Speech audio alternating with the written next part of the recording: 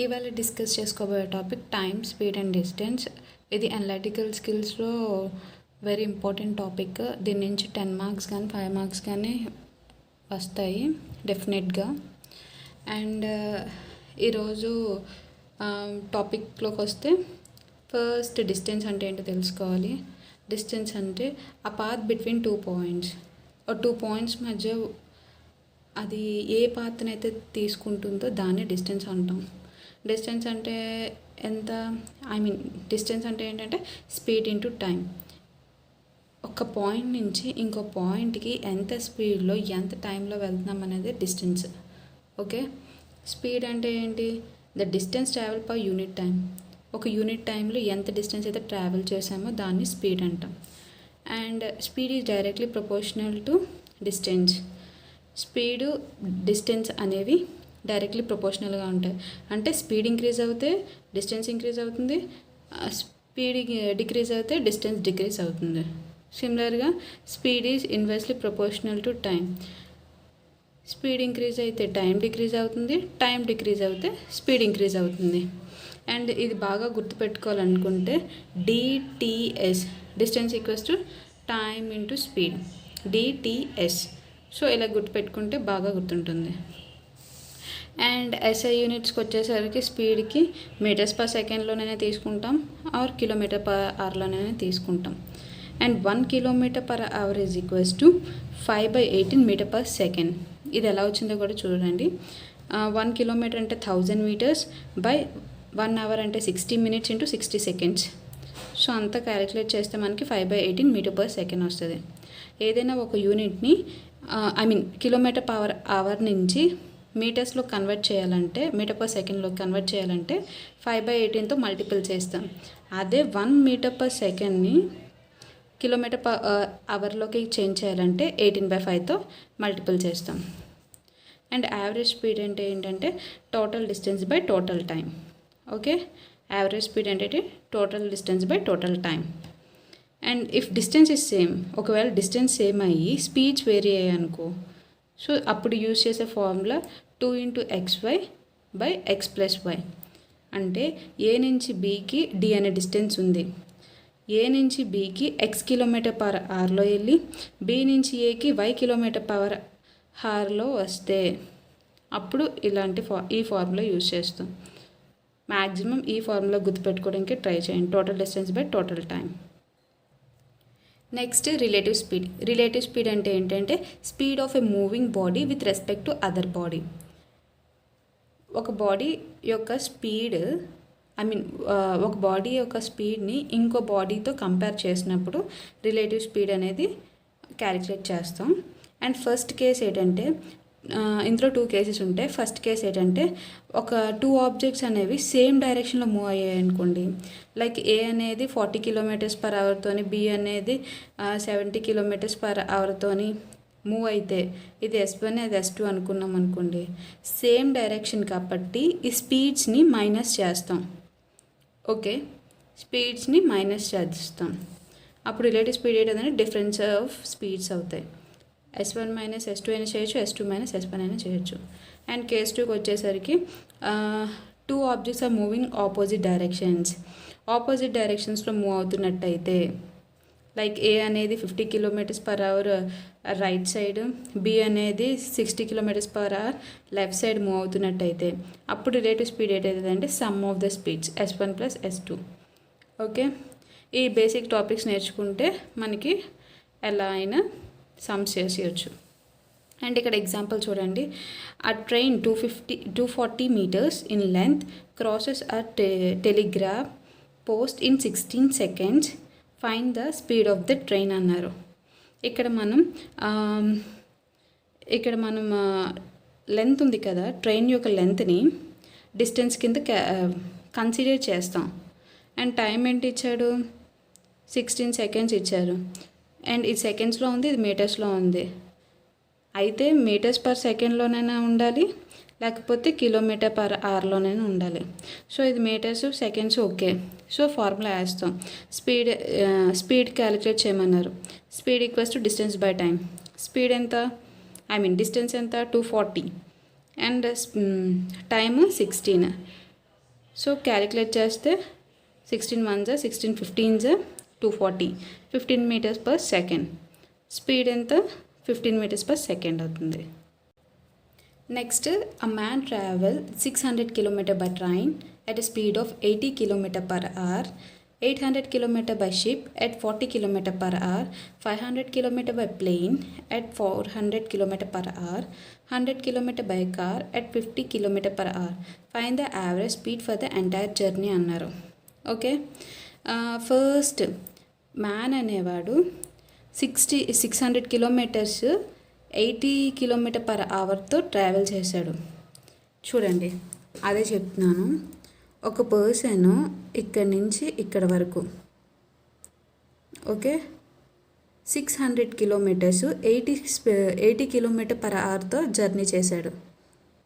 And 800 km by ship at 40 km per hour. గంటకి 40 కిలోమీటర్ల ప్రకారం 800 కిలోమీటర్లు ట్రావెల్ చేశాడు. అలాగే 500 km by plane at 400 km per hour.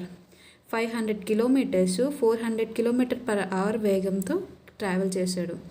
And next 100 kilometers కార్లో ట్రావెల్ చేశాడు 50 km per hour స్పీడ్తో. ఇవన్నీ డిస్టెన్స్లు అనమాట. ఒక పర్సన్ ఎంటైర్ జర్నీ ఎలా చేశాడు అనేది. ఓకే, టోటల్ డిస్టెన్స్ ఇప్పుడు ఏమిటి అన్నారు, యావరేజ్ స్పీడ్ అయితే కనుక్కోమన్నారు. యావరేజ్ స్పీడ్కి ఫార్ములా ఏంటి, average speed equals to total distance by total time కదా.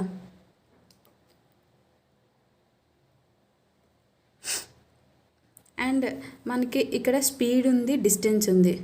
స్పీడ్ డిస్టెన్స్ ఉంటే ఇంకా థర్డ్ వేరియబుల్ ఏంటి, టైం ఎలాగైనా కనుక్కుంటాం. సేమ్ హియర్ కూడా అంతే, ఇక్కడ కూడా అంతే, ఇక్కడ కూడా అంతే. టైంని అయితే కనుక్కోగలం, ఎందుకంటే స్పీడ్ డిస్టెన్స్ ఇచ్చేసారు. సో టైంని అయితే క్యాలిక్యులేట్ చేయగలం. ఫస్ట్ టోటల్ డిస్టెన్స్ ఎంత అయిందో చూద్దాం. ఇక్కడ 600 kilometers, ఇక్కడ 800 kilometers, ఇక్కడ 500 kilometers, ఇక్కడ 100 kilometers. టోటల్గా 2000 kilometers అన్నీ ప్లస్ చేస్తే. ఓకే, ఇప్పుడు ఫస్ట్ ఇక్కడ స్పీడ్ ఇక్కడ టైం కనుక్కుంటాను, ఎందుకంటే స్పీడ్ ఉంది, డిస్టెన్స్ ఉంది కాబట్టి టైం అయితే క్యాలిక్యులేట్ చేయగలను. So time equals to distance by speed. 600 kilometers 80 km per hour 80 km per hourలో ట్రావెల్ చేస్తున్నప్పుడు టైము ఎంత టేకెన్ అంటే 15/2 hours టేకెన్. ఓకే, సేమ్ ఇక్కడ కూడా 800 kilometers 40 km per hourలో ట్రావెల్ చేస్తున్నప్పుడు టైం ఎంత అయిందంటే 20 hours అయింది. డిస్టెన్స్ బై స్పీడే ఫార్ములా. సేమ్ 500 kilometersని 400 km per hour ట్రావెల్ చేసినప్పుడు టైం ఎంత అయిందంటే 5/4 hours. And same time taken to travel 100 kilometers at the speed of 50 km per hour అంటే 2 hours. ఇప్పుడు టోటల్ టైం ఎంత అయిందంటే ఈ టైం అంతా ఉంది కదా, 15/2 20 5/4 అండ్ 2 ఇవి యాడ్ చేయాలి. సో టోటల్ టైం ఎంత అయింది, 15/2 + 20 + 5/4 + 2 ఇవన్నీ యాడ్ చేస్తే 123/4 వచ్చింది. ఓకే, సో 123/4 hours వచ్చింది. మనకి ఏం కనుక్కోమన్నాడు, యావరేజ్ స్పీడ్ అయితే కనుక్కోమన్నాడు. సో యావరేజ్ స్పీడ్కి formula total distance by total time. Total distance ఎంత వచ్చింది మనకి 2000 వచ్చింది. అండ్ టైము 123/4 వచ్చింది. సో ఇది రెసిప్రోకల్ అవుతుంది. అండ్ 4/123 అండ్ మల్టిపుల్ చేస్తాం కదా, 8000/123 వచ్చింది. ఫర్దర్ సింప్లిఫై చేస్తే 65/5/123 km per hour అనేది average speed. Okay, next example చూడండి. If a man walks at the rate of 5 km per hour, he misses a train by 7 minutes. Okay, however, if he walks at the rate of 6 km per hour, he reaches the train 5 minutes before the arrival of the train. Okay, find the distance covered by him to reach the station. ఇక్కడ ఒక man ఒక ఇంటి నుంచి railway స్టేషన్కి 5 km per hour walk చేస్తే, గంటకి 5 kilometers కానీ నడుస్తే 7 minutes late అవుతాడంట train వచ్చేసరికి. 7 minutes లేట్ అవుతాడంట రైల్వే స్టేషన్కి. అదే 6 km/hలో కానీ నడుస్తే, గంటకి 6 kilometers కానీ నడుస్తే ట్రైన్ రాకముందే 5 నిమిషాల ముందే వెళ్ళిపోతాడంట స్టేషన్కి. ఓకే, ఇది లేటు, ఇది ఎర్లీగా వెళ్ళిపోతున్నాడు.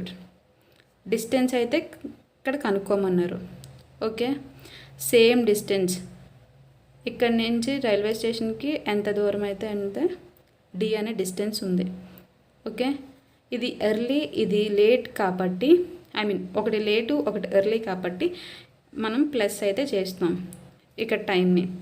సో ఇక్కడ టైం ప్లస్ చేస్తే ఎంత వస్తుంది? 7 + 5 minutes అంటే 12 minutes. అయితే మనకి ఇక్కడ km/hలో ఇచ్చాడు. సో km/hలోకి హవర్లో కన్వర్ట్ చేసుకోవాలి కాబట్టి by 60తో డివైడ్ చేశాను. 1 hour = 60 minutes కదా.